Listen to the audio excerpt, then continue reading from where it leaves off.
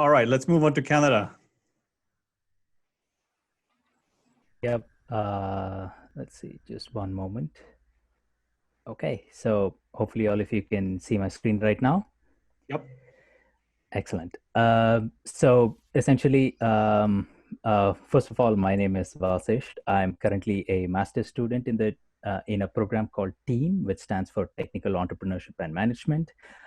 So right now, I'm basically looking at understanding how basically Canada reacted to the COVID-19 pandemic, and what were the steps and measures that were taken. So let's just first talk about the current state of cases.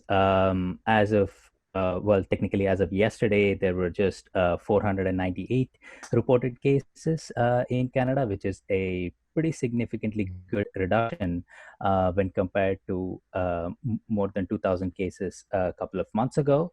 The total cases have been around 130,000, and very significant amount of them have actually recovered, and it has less than 10K deaths, which is also a reasonably good number when you compare it with similar numbers in terms of population of other countries as well. So let's just take a step back to try and understand what the overall policies were. And instead of going through sort of all the policies, let's look at probably 2 to 3 key timelines, that actually prompted different government strategies. So primarily, one of the things that Canada was really active in was that the Canadian Border Services Agency, or the CBSA, was in fact aware that a pandemic had broke out in Wuhan, and they were also pretty active in raising awareness within its own citizens, even before the United Nations officially declared a global pandemic, which was actually a pretty strong move, and that probably helped a lot of people to, in general, start various sanitary practices, working with hand sanitizers and stuff.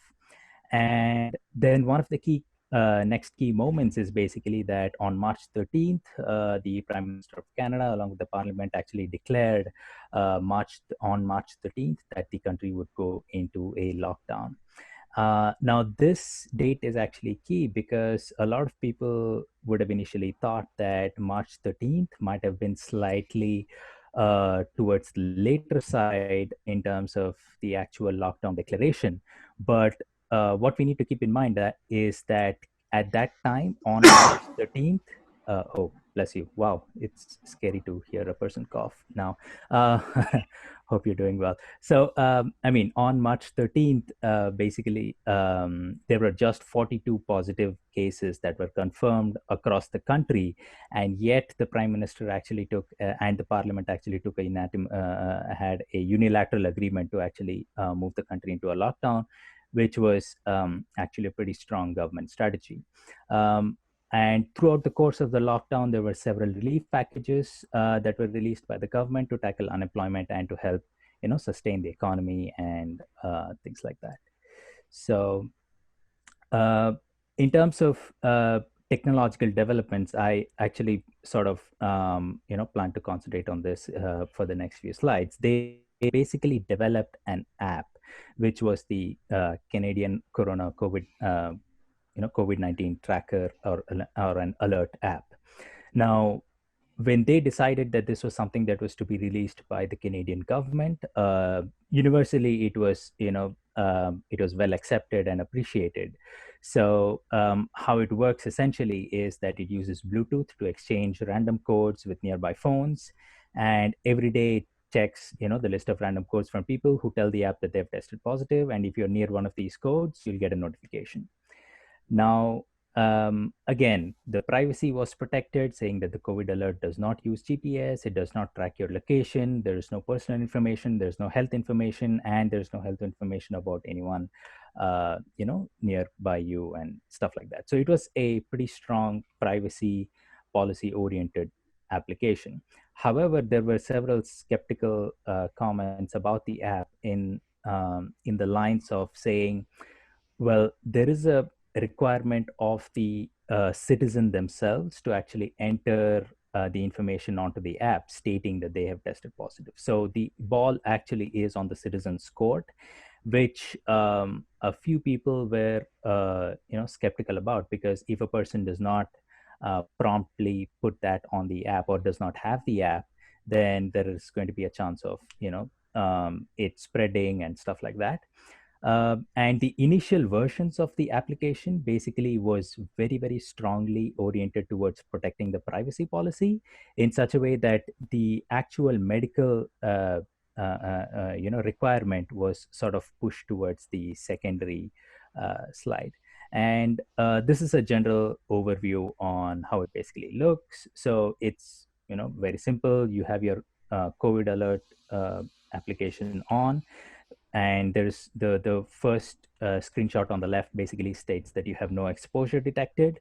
And the moment you see that there is a certain exposure that you have had with someone positive, there are a couple of steps in terms of what you can do next. And then of course they say upload random codes anytime that you want. And then so what happens is whenever you go and get a COVID test, you basically get a one-time key. And this one-time key is basically the one that you enter, and that is the one that basically shows you whether you're positive or not positive and stuff.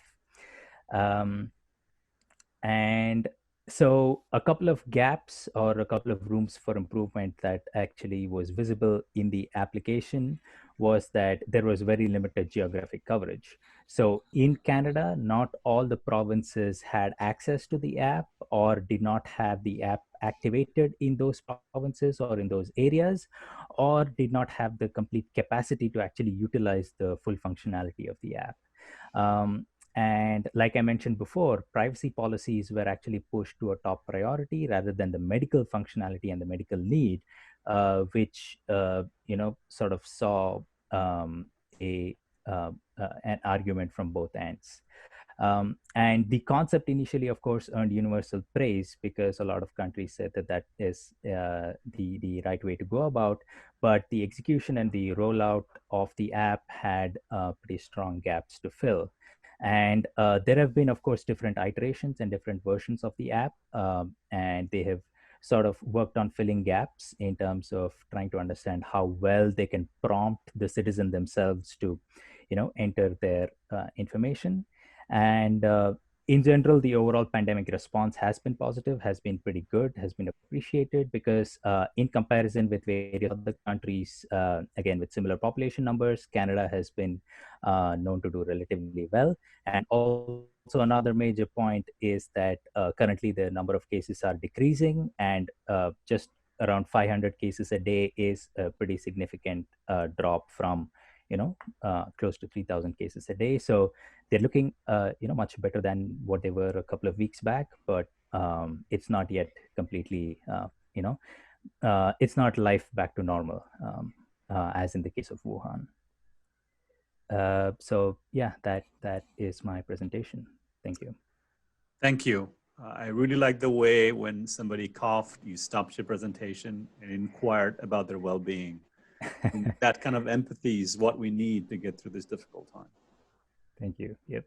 So thank you. Yeah. Any question for Canada? Yes, so actually to add the discussion with, like, for example, I believe Canada values human freedom and expression more than the US. That's my understanding. But with right measures and concerted efforts, it's actually very much possible to contain the outbreak. So that's actually a very good example because they took almost the opposite steps to China in terms of privacy and so on, but still they seem to be successful. Definitely, that's a very good point. Yeah, so since it follows the same key principles or cultural values as that of the US, which is in stark contrast as that of China, I think seeing that Canada is doing pretty well is a very good positive sign. Yeah, you're right. A question, was the app mandatory or voluntary? And if it was voluntary, do you have a sense of how well subscribed it was? Was there resistance in some places to downloading it? That's a, oh, okay. Bless you again. Take care. Sorry.